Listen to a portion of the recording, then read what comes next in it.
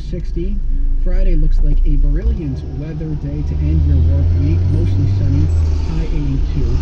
Saturday, our next chance at some showers, significant showers this week. Expecting afternoon rain, high 76. This is WHYY 90.9 at 1206. Support for NPR comes from NPR stations. Other contributors include Fisher Investments Wealth Management, offering guidance on retirement income, Social Security, and estate planning. More at FisherInvestments.com. Clearly different money management. Investing in securities involves the risk of loss.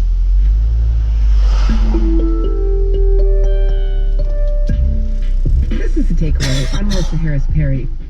As many as 23 million people in the United States are struggling with long COVID.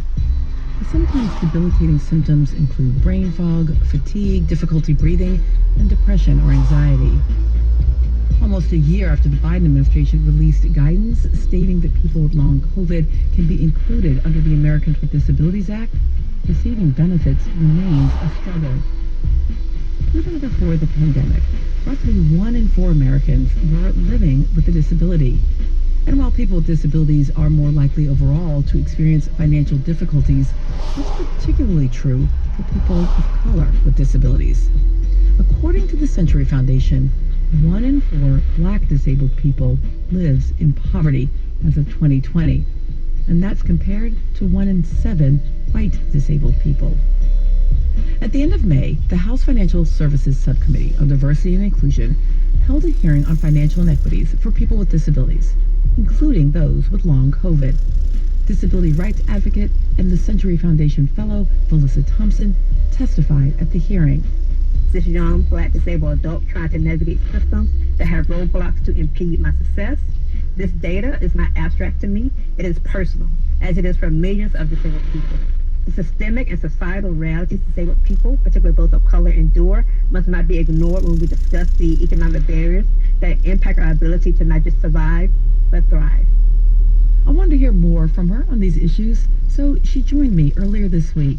Hi, I'm Melissa Thompson, and I am the founder of Ramp Your Voice.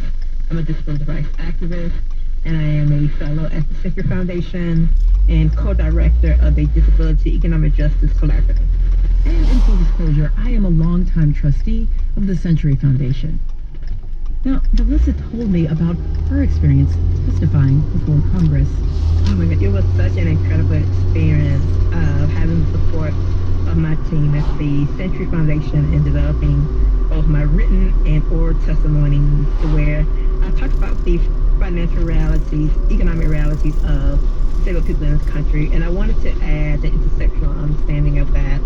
So I created a character named Keisha, who is a young Black disabled adult who's navigating young adulthood, and all the issues that come with it in general, but also the disability aspects of it when it comes to the systems and the realities that we deal with when it comes to education, employment, housing, security, those things that many of us who are disabled adults have had to navigate for the first time, including myself, and wish that somebody had told us a little bit of what to expect and what the realities are, which just means a lot of obstacles for us to gain the things that we have a right to, and what does that mean when it comes to our ability to be a part of society as young people.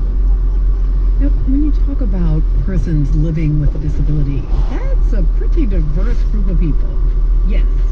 We're looking at over 61 million. And diverse in a couple, or maybe not just a couple, but diverse in multiple ways. Let's just walk through that a little bit.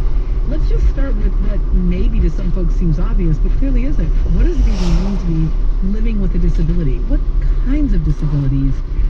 Perhaps having the greatest impact on the question of, for example, economic opportunity. Well, a disability can be someone who's blind or low vision, deaf or hard of hearing. I know that myself, I am physically disabled and also hard of hearing myself. So disabilities can be of the body, mind, and both. And how I always look at it as, as a person, you have to be aware of how the world engages with you and the reaction to that. And those reactions can impede opportunities that you have to succeed when it comes to the dreams you have when it comes to employment, education, just being social and thriving in our society, what resources are available to you when it comes to like housing and so forth like that. So even though we are the largest minority group in this country, there are many barriers that exist when it comes to us that a lot of people are not familiar with until they encounter a disabled person or they themselves have a disabled person in their lives whom they are witnessing them encounter these barriers. And